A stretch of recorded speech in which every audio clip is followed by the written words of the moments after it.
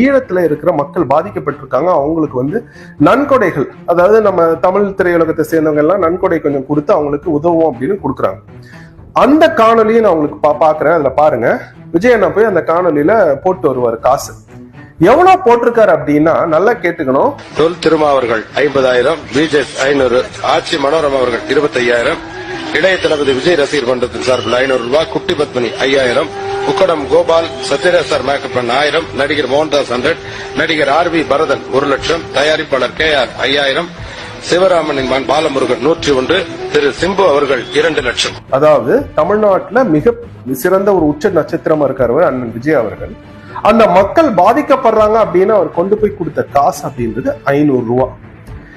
தெலுங்கு திரையுலகத்துல ஆந்திரால பிறந்து இங்க வந்து நம்ம கூட நடிக்கிற நடிகைகள் சில பேர் வந்து அவரை விட அதிகமா காசு கொடுத்திருக்காங்க.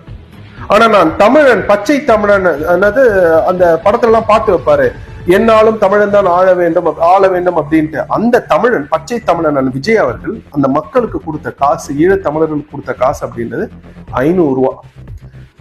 தமிழ் திரையுலகத்துல ஒன் ஆஃப் த மோஸ்ட் திறமைசாலி, மிகவும் திறமையான சிம்பு வந்து 2 லட்ச ரூபாய் கொடுத்திருக்காரு. தம்பி சிம்பு, அதே நிகழ்ச்சியில நீங்க பாத்தீங்கன்னா அதுல சொல்லுவாங்க சிம்பு வந்து 2 லட்ச ரூபாய் கொடுத்திருக்காரு அப்படின்ட்டு. அப்ப நீங்க பேசுறதெல்லாம் தமிழர் அப்படின்னு பேசுறீங்க, ஆனா செய்கையில காட்டுறப்ப இவ்வளவுதான் மோசமா கொடுக்கணும் இல்லாம 500 ரூபாய் கொண்டு போய் கொடுத்திருக்காரு நம்ம விஜய் அண்ணன்.